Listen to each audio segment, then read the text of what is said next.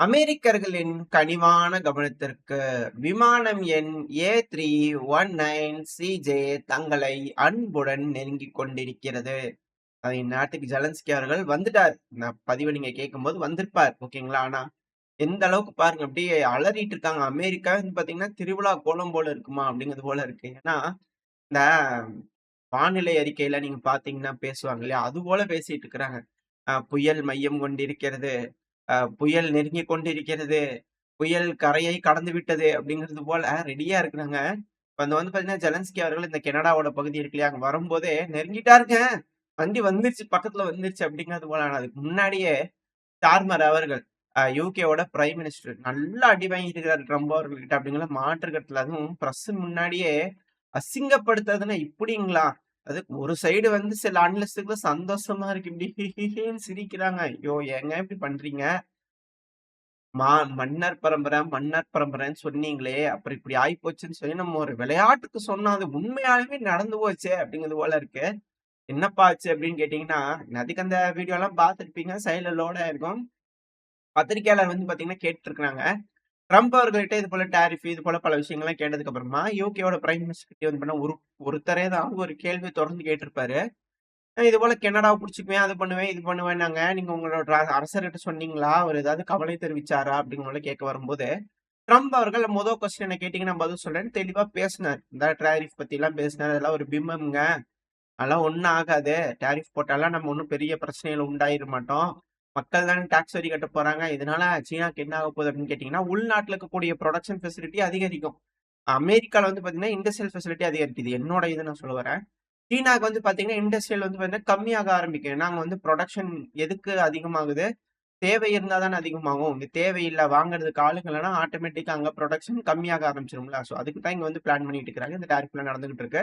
இப்ப திரும்ப வந்து பாத்தீங்கன்னா, மெக்சிகோக்கு, சைனாக்கு எல்லாத்துக்கும் டாரிஃப் போடுறேன் அப்படிங்கிற போல அறிவிச்சுக்கிட்டு இருக்கிறாரு. அது சீனாக்கு மட்டும் ஸ்பெஷலா 10% அதிகம் போங்க அப்படிங்கிறது போல இருக்காரு. மார்ச் 3ல இருந்து. சரி ஓகே. இந்த டாரிஃப்ன்றது முன்னாடி சாங்ஷனு கை குடுக்கல. இப்ப டாரிஃப் அப்படிங்கிற போல கையில கார்டு எடுத்துக்கிறாரு. அதுல இருந்து ஒரு மாற்றம் இல்ல. இன்னும் விஷயத்துக்கு வருவோம். இப்ப ஸ்டார் வாரால வந்து பாத்தீங்கன்னா, இந்த டாரிஃப் பத்தி பேசும்போதெல்லாம் வந்து பாத்தீங்கன்னா, பேசுனதுக்கு அப்புறமா இந்த கனடா பத்தி பேச வரும்போது, தட்ஸ் இட் போதும். அப்படிங்கிறது போல, அதாவது ஒரு நாட்டோட தலைவர் வந்து பத்திரிக்கையாளரோட சந்திப்புல வந்து பேசிட்டு இருக்கிறாரு. அப்ப பேச விடாம போதும் அப்படின்னு சொன்னா எப்படி பாருங்களேன் அப்படிங்கிறது போல இருக்கு. அது மட்டும் இல்லாம, இந்த ஃப்ரீடம் ஆஃப் ஸ்பீச் அது இதுன்னுலாம் போய் யூரோப்ல உட்கார்ந்து பேசிட்டு வந்தீங்க ஜேடி வான்ஸ் அவர்கள். அத பத்தி நீங்க என்ன நினைக்கிறேன்னா, அது அவரே இருக்கிறாரு. அவர்கிட்டயே கேளுங்க அப்படிங்கிறது போல. ஏதோ மூஞ்சிக்கு நேரா அசிங்கப்படுத்துனாங்களா அப்படிங்கிறது போல கேள்விகள் இருக்கு. அது இத்தன நாளா ஒண்ணு கூடி மத்தவங்கள அசிங்கப்படுத்தலாம். கூடி கூடி சிரிக்கிறது என்ன? பேசுறது என்ன? என்னென்னலாம் இருந்தது. இப்ப நம்மளுக்கு வாய்ப்பு கிடைச்சுக்குது. அதனால நம்ம சொல்லி காமிச்சுட்டு போறோம் அவ்வளவுதானே.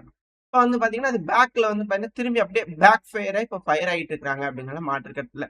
இன்னொரு ஒரு மிக முக்கியமான விஷயம். இப்ப ஜெலன்ஸ்கி அவர்கள் வந்து பாத்தீங்கன்னா, உள்ள வந்திருப்பாரு நேத்தைக்கு. அமெரிக்காக்குள்ள வந்திருப்பாரு. அக்ரீமெண்ட் சைன் ஆகுதா? இல்லையா? அப்படிங்கிறதுலாம் அடுத்த விஷயம். இப்ப அவர் வந்துட்டாரு. என்ன மாரி பேசப் போறாரு? என்ன கன்வின்ஸ் பண்ண போறார் ட்ரம்ப் அவர்கள? ஏன்னா ட்ரம்ப் அவர்கள் தெளிவா இருக்கிறார்.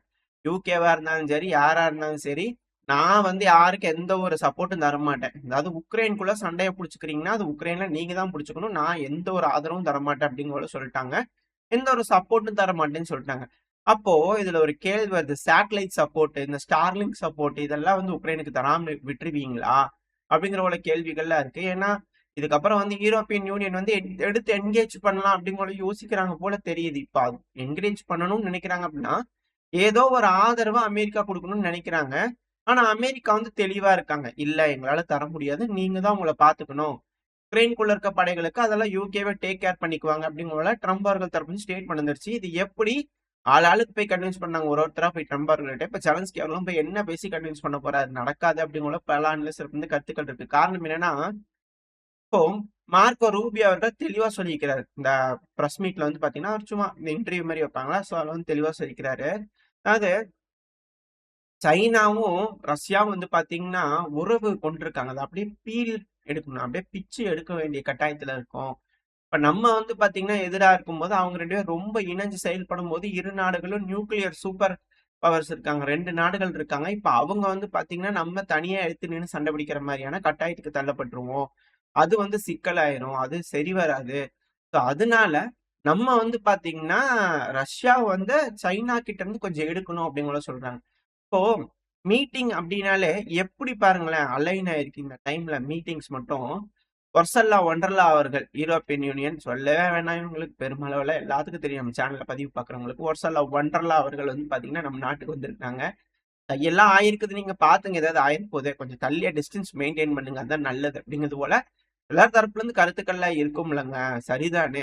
ஏன்னா நம்ம கையில ஆயிடுச்சுனாங்க, இப்ப இவங்க கையில என்ன ஆக போகுது அப்படிங்கிறது தெரியல. சரி, ஓகே, வந்திருக்காங்க, இரு நாடுகளோட உறவுகள் மேம்படுத்தலாம், நல்லா இதுக்கப்புறம் பார்த்து செய்யலாம், எல்லாம் பண்ணிக்கலாம் அப்படிங்கிற ஒர்சல்லா ஒண்டர்லா அவர்கள் இங்க வந்திருக்காங்க. இப்ப அவங்களுக்கு ஆயுதங்கள் தேவை. இப்ப அமெரிக்கா பெருமளவுல அவங்களுக்கு சப்போர்ட் பண்ணல அப்படின்னா, அடுத்தது அவங்க பெருமளவுல நம்பி இருக்க வேண்டியது நம்மள மாதிரியான நாடுகள் கிட்ட. ஆல்ரெடி நம்மள தான் நம்பி இருந்தாங்க, நம்ம தான் பெருமளவுல செஞ்சு செஞ்சு அடிச்சு வச்சு கொடுத்துட்டு இருக்கோம். இந்த அம்யூனிஷன் சொல்ற ஆர்ட்டிலரிகள் குண்டு. இப்போ அந்த ஆர்ட்டிலரி குண்டு தட்டுப்பாடுலாம் இருக்கனால நம்மளும் அந்த மாதிரி லாபம் வச்சுக்கிட்டா பரவாயில்ல. பாப்போம் நம்ம அரசாங்கம் எந்த மாதிரி லாபம் வச்சு விக்குதுன்னு. அது உதாரணத்துக்கு சொல்ல வரேன், போர் ஆரம்பிக்கிறதுக்கு முன்னாடி வந்து பாத்தீங்கன்னா ஃபியூ தௌசண்ட்ஸ்ல இருந்தது 10,000s, 20,000s, 30,000s, 40,000 ராக்கெட் வேகத்துல ஏறிட்டு இருந்தது ஆர்ட்டிலரி செல்லோட காஸ்ட். இப்போ இது போல வந்து பாத்தீங்கன்னா இன்க்ரீஸ் ஆயிட்டு இருந்தது. போர் நடந்தது, அதிகமா தேவை இருக்குங்க ஆர்ட்டிலரிக்கு, அதனால வந்து காசு அதிகமாயிட்டு இருக்கு அப்படிங்கிறது போல கணக்கு எழுதிட்டு இருந்தாங்க உக்ரைனுக்கு. அதெல்லாம் வசூல் பண்ணணும். இப்ப அதெல்லாம் நடக்காது. இப்போ இதே அமெரிக்கா வந்து பாத்தீங்கன்னு வச்சுக்கோங்களேன், அவங்க எல்லா எய்டையும் ஸ்டாப் பண்ணி அந்த ரெக்கவரி பண்ணி இப்ப எல்லாத்தையும் ரெடி பண்ணிட்டு இருக்காங்க. லாஸ் ஆனதெல்லாம், உக்ரைனுக்கு லாஸ் ஆனதெல்லாம் எய்டு போறத ஃப்ரீஸ் பண்ணி அந்த எய்டுல இருந்து எடுத்து ரெக்கவரி பண்ணி என்னெல்லாம் பண்ணுமோ அதை எலான் மஸ்க் அவர்கள் வச்சு டேக் ஆஃப் பண்ணி கொண்டு வந்துட்டாங்க. நேக்கா எல்லாத்தையும் ரெடி பண்ணிட்டாங்க அமெரிக்கா. ஆனா இதே யூரோப்பியன் யூனியன் வந்து பாத்தீங்கன்னா அந்த மாதிரி ஏதாவது செய்ய முடியுமா? அவங்களுக்கு மினரல் டீல் வேணும்.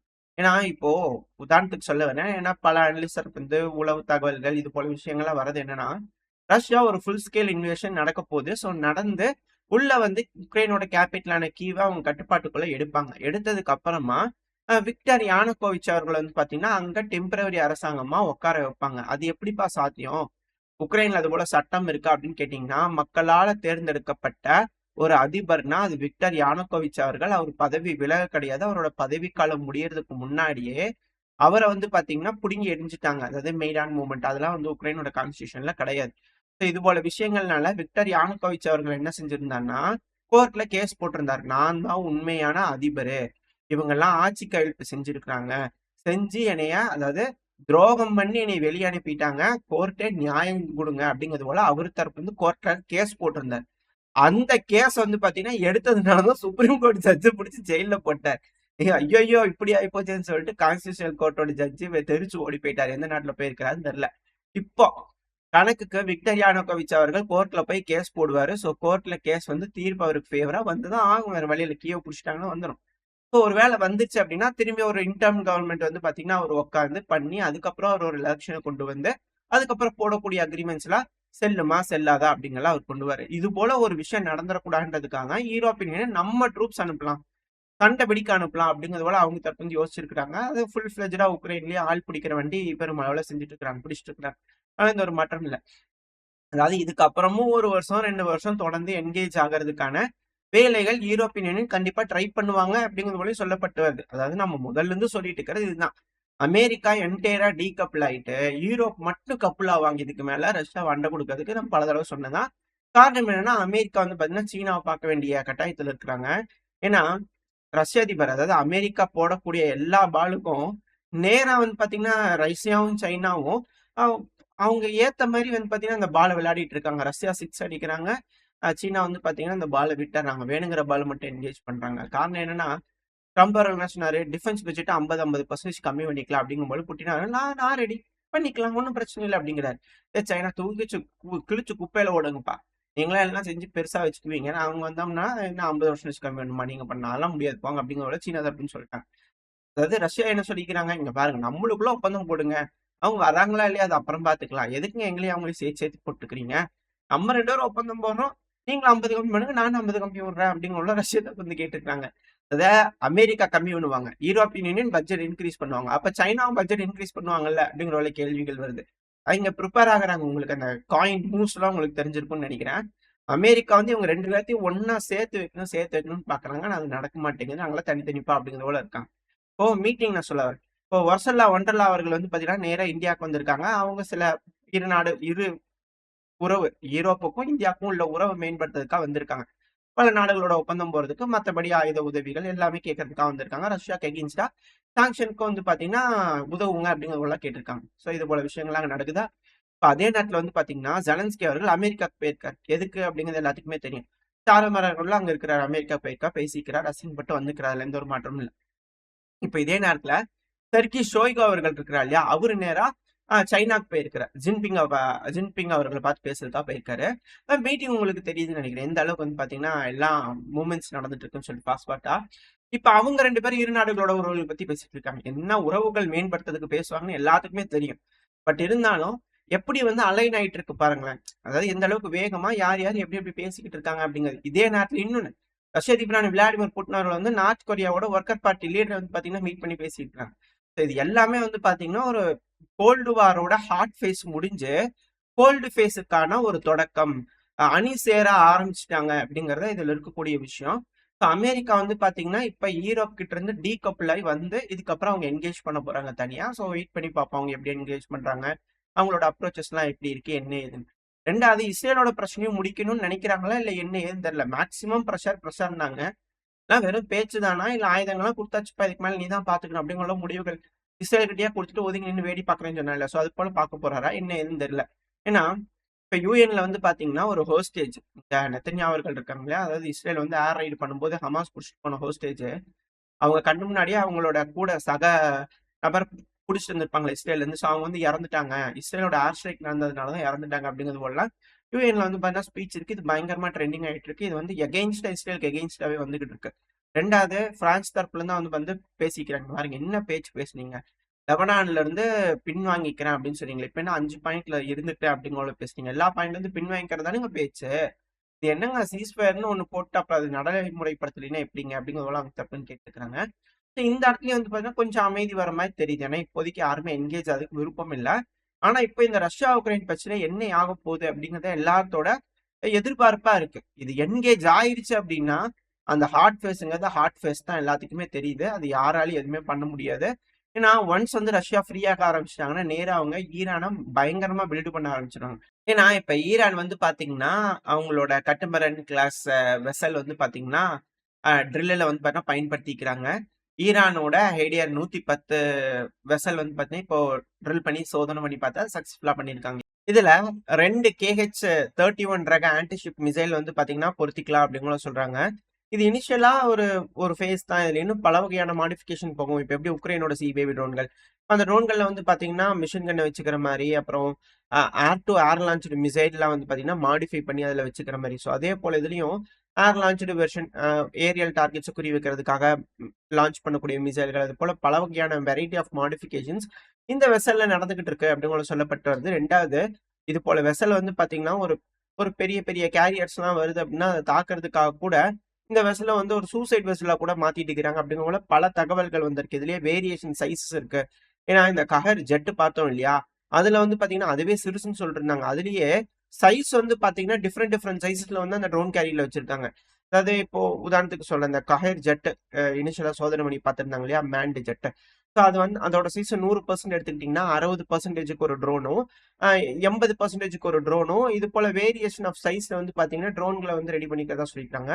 ஸோ அதே போல ட்ரோன்களோட சைஸ வந்து பாத்தீங்கன்னா, வேரியேஷனா பல வகையான ட்ரோன்களுக்கு வந்து பார்த்தா சைஸ் வேரியேஷன் வச்சு பலதும் செஞ்சுக்கிட்டு இருக்காங்க. பல மாடிஃபிகேஷனும் பண்ணிக்கிட்டு இருக்காங்க அப்படிங்கலாம் சொல்லப்பட்டு வருது. போர் சூழல் எதுவும் எக்ஸாக்ட்டா சொல்ல முடியாது. இது போல பல தகவல்கள் வந்துகிட்டு இருக்கு.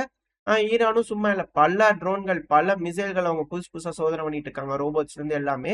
ஸோ வெயிட் பண்ணி பார்ப்போம். ஒரு வேளை என்கேஜ் ஆகுது அப்படிங்கும்போது, இஸ்ரேல் தரப்புன்னு சொல்லிட்டே இருக்கிறாங்க இல்லையா? வார்னிங் குடுத்துட்டே இருக்கிறாங்க இல்லையா? ஸோ தடவ என்கேஜ் ஆகும்போது, ஈரான் அவங்களோட உண்மையான மைட்ட காட்டுவேன் அப்படின்னு சொல்லியிருக்கிறாங்க. அது எப்படி இருக்கு அப்படிங்கிறத பார்த்தரலாம்.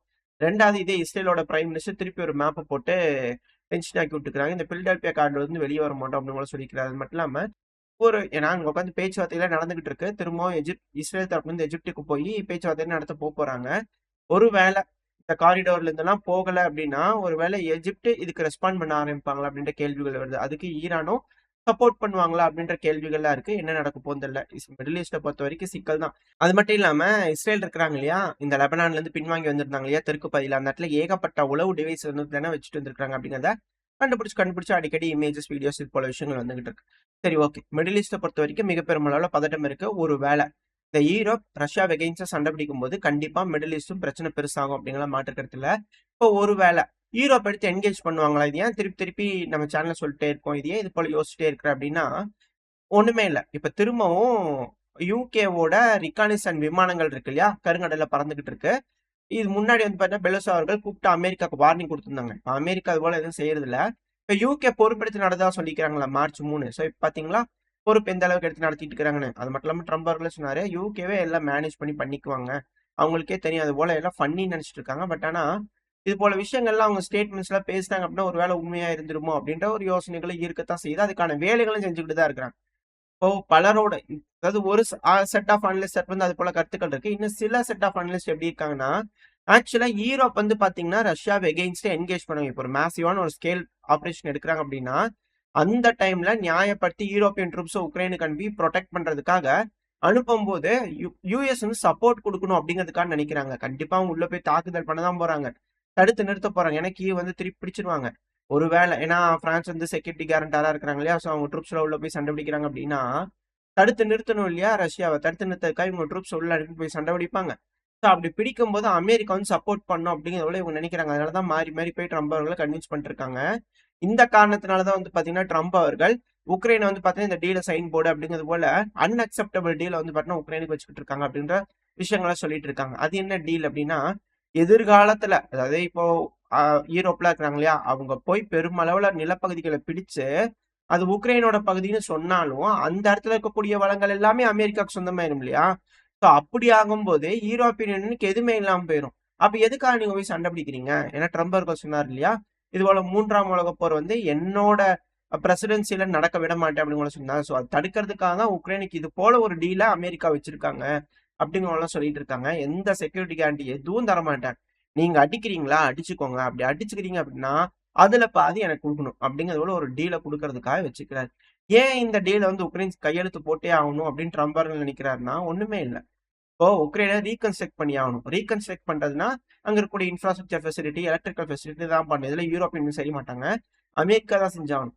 ஸோ அமெரிக்கா செய்யணும் அப்படின்னா, நான் செய்யணும்னு நீ நினைச்சீன்னா, எனக்கு நீ பணம் குடு. இல்ல இவங்கள நினைச்சு இன்னும் போருக்கு போகணும்னு நினைச்சீன்னா, போய்க்கோ. எனக்கு பணம் குடுத்துரு. எதுனாலும் எனக்கு லாபம். ஆனா நான் உங்களுக்கு உதவ மாட்டேன். உங்களோட கையிலேயே நான் முடிவு விட்டுறேன். சண்டை பிடிக்கணுமா? இல்ல அமைதியா இருக்குமான்றத நீங்களே யோசிச்சு முடிவு எடுத்துக்கங்க. அப்படிங்கிறது போல ட்ரம்ப் அவர்கள் வந்து ரொம்ப சாலிடா இருக்காரு அப்படின்னும் சொல்லப்பட்டது. அப்படியா என்னங்கலாம் தெரியல. பல வகையான வியூகங்கள் இருக்கு. இந்த 3ஆம் உலகப் போர தடுக்கிற ஹீரோவே ட்ரம்ப் தான். யாருக்கும் தெரிய மாட்டேது அப்படின்னு சில கும்பல்கள் கிளம்பியிருக்காங்க. அப்புறம் நீங்க வேற ஆல்ரெடி யுஎஸ்ஏன்னு கேட்டீங்கன்னா, அப்புறம் அந்த வியூகத்துல வந்து பேசிட்டு இருந்தா அப்புறம் கன்ஃபார்மே பண்ணிடுவீங்க. அப்புறம் என்ன பண்றது? ஸோ அதனால நம்ம சைடு பக்கமே நின்னுட்டு வர்றதுக்காக ஒரு சைடுல இருந்து அனலிஸ்ட் மட்டும் கேட்டதும் அப்படி சொல்லிட்டு இருக்கு. சரி ஓகே. வெயிட் பண்ணி பார்ப்போம். என்ன மாரியான முடிவுகள் உலக நாடுகள் எடுக்க போறாங்க. இதெல்லாம் பேசி ஒரு முடிவுக்கு வந்துருமா? இல்ல சண்டை பெருசாக போகுமா? அப்படின்னுலாம் தெரியல. வெயிட் பண்ணி பார்ப்போம். ஓரளவுக்கு தகவல்கள இந்த பதிவுல பார்த்திருப்போம்னு நெனைக்கிறேன். இதோட இந்த பதிவ நான் முடிச்சுக்கலாம். இந்த பதிவு எப்படி இருந்துச்சு உங்களுக்கு பிடிச்சிருக்கா? பிடிச்சுனா லைக் பண்ணிட்டு உங்க ஃப்ரெண்ட்ஸ் அண்ட் ஃபேமிலியோட ஷேர் பண்ணிக்கோங்க. அது கூடவே மறக்காம இந்த பதிவு பத்தி உங்களோட கருத்துக்கள கமெண்ட் செக்ஷன்ல சொல்லுங்க. இந்த பதிவு நல்லா இருக்கும்னு நம்பிக்கையில அடுத்த பதிவுல உங்கள சந்திக்கிறேன். அது வரைக்கும் ஸ்டே சேஃப். பை.